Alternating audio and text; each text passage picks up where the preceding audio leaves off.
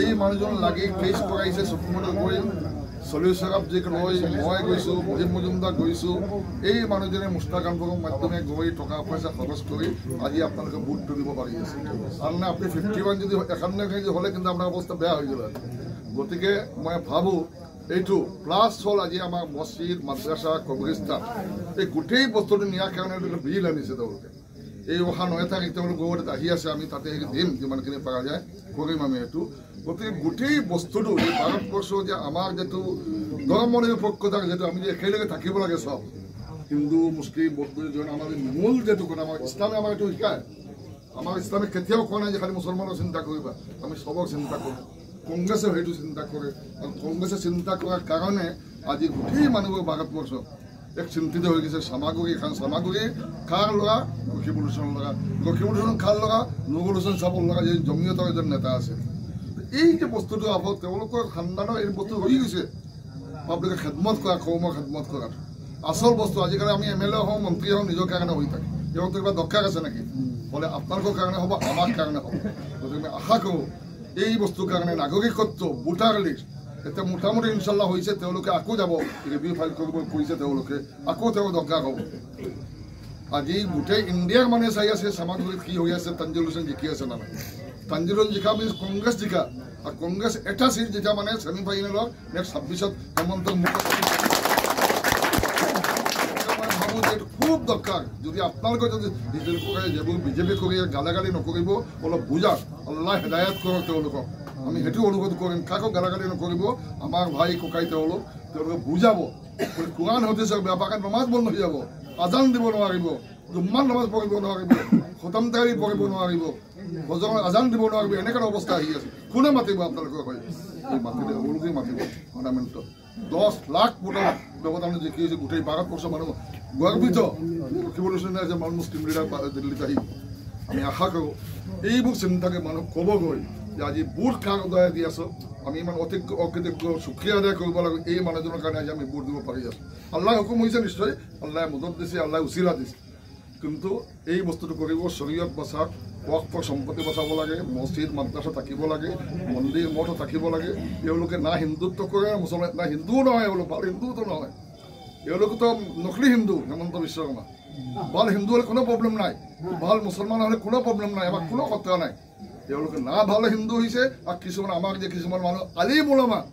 আজি আলিম ওলামা বিজেপিত গৈ আছে মই বুজিব পৰা নাই কি হৈছে কি মই কৈছোঁ কিয়ামতৰ আলামত আহি গৈছে কিয়ামতৰ আলামত আহি গৈছে গতিকে বুজাব গালাগালি নকৰিব আলিম ওলামা আমাৰ বহুত শ্ৰদ্ধ ব্যক্তি তেওঁলোকক আমি কৈ তেওঁলোক আল্লাহ প্ৰতিনিধি ৰছুলুল্লাহ প্ৰতিনিধি উম্মত আল্লাহ তেওঁলোকে হেদায়ত কৰক বুজাক তেওঁলোকক গৈ বোলে এই বস্তু এই ইলেকশ্যন যদি আমি হাৰি যাওঁ তেনেহ'লে কিন্তু আমাৰ চব শেষ হৈ যাব আমি এইখিনি কৈ মোৰ লগত আমিনুল হক লস্কৰ তেওঁ নিজেও বহুত বছৰ ধৰি আছে পলিটিক্সত আগত AGPত আছিল বিজেপিতে গ'ল হেৰি কৰি হৈছে তেওঁ এতিয়া ক'ব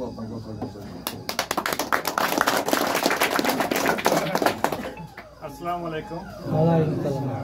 প্রাইমারি অঞ্চলের সম্মানিত রাইজ আজি বাংলা কইলেও আচ্ছা এই অঞ্চলের সম্মানিত জনসাধারণ আজকে এখানে উপস্থিত ধুবড়ির জনপ্রিয় সাংসদ আমার দাদা রকিবুল হুছেইন এখানে উপস্থিত আছেন গুয়াহাটির বরিষ্ঠ অধিবক্তা হাফিজ রশিদ আহমদ সাহেব আমরা কংগ্রেস দলের প্রার্থী তানজিম হুছেইন সহ এই অঞ্চলের সম্মানিত জনসাধারণ দেখেন একটু আগে আমার রকিবুল হুছেইন বলে গেছেন যে আমি বিজেপিতে ছিলাম বিজেপিতে আমি বিধায়ক ছিলাম বিজেপি থেকে আমি আপনার উপাধ্যক্ষও ছিলাম এখনও রাজ্যিক মর্যাদায় আমি স্টেট মাইনরিটি কমিশনের চেয়ারম্যান আছি আজকে কেন বিজেপি ছাড়লাম বিজেপি তো আমাকে অনেক কিছু দিয়েছে এরপরে ছাড়ার কারণে তো একটা থাকতে পারে আজকে বিজেপি দলের মধ্যে মুসলমানের কোনো সম্মান নাই যে দলের সুপ্রিমো আমাদের মাননীয় মুখ্যমন্ত্রী ডক্টর হেমন্ত বিশ্ব শর্মা প্রকাশ্য বলেন যে বিজেপির মুসলমানের ভোটের কোনো দরকার নাই,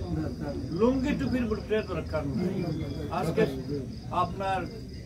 মিয়া ভোটের দরকার নাই, এইরকম তুচ্ছ তাচ্ছিল্য ব্যবহার করেন।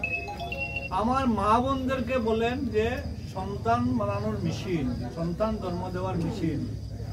আমাকে যদি সম্মান দেওয়া হয়, আমার ধর্মের মানুষ সম্বন্ধে এত যদি তুচ্ছ তাচ্ছিল্য ব্যবহার করা হয়, তাহলে আমাকে সম্মান দেওয়া হলো না। আমি দেখলাম যখন মুসলমানের যেখানে যে দলের সম্মান নাই, এই দলে আমি থাকতে পারি না। ত্যাগ করে আমি কংগ্রেস দলে জয়েন করেছি। আমার রকিবুল ইসলাম ডাঙ্গুরিয়া আমাকে বলেছিলেন যে তুমি আসো আমার সঙ্গে, কংগ্রেসে আসো। কংগ্রেস একটা দল যেখানে হিন্দু, মুসলমান, খ্রিস্টান, ইসাই সবের সমমর্যাদা আছে। আর বিজেপি একটা দল শুধুমাত্র তারা বলে ভারতীয় জনতা পার্টি, কিন্তু তারার এখানে শুধুমাত্র হিন্দুর স্থান আছে। আর কংগ্রেসে হিন্দু, মুসলমান, খ্রিস্টান, ইসাই সবের স্থান আছে।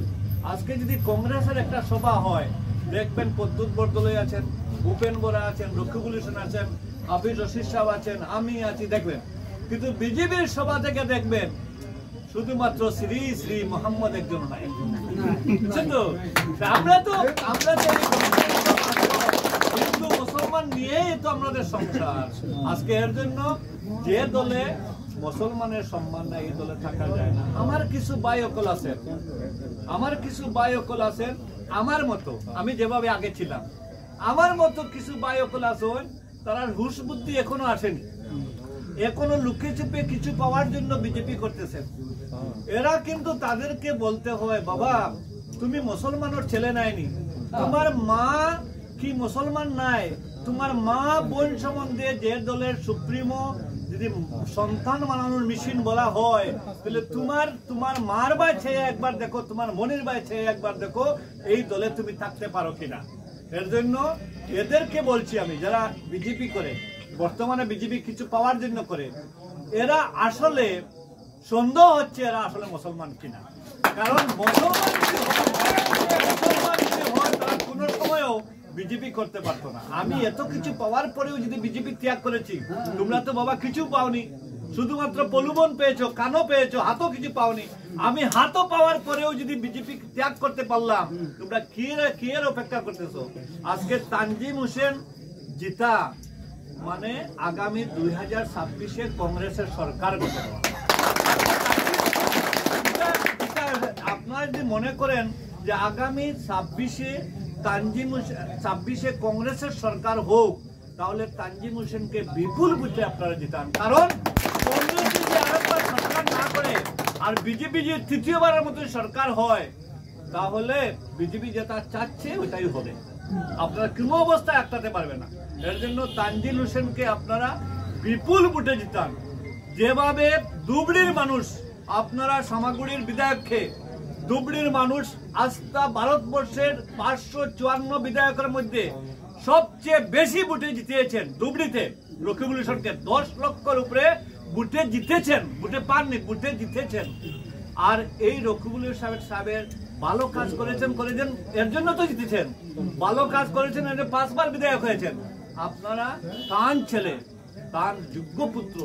তানজিম হোসেনকে বিপুল ভোটে জিতান। আর আরো একবার এই যে সামাগুড়ির সমষ্টির মানে উপযুক্ত অভিভাবক হিসাবে আপনারা একজনকে বিধায়ক করেন, এই অনুরোধটাকে সবাইকে সালাম জানিয়ে আমার বক্তব্য শেষ করবেন।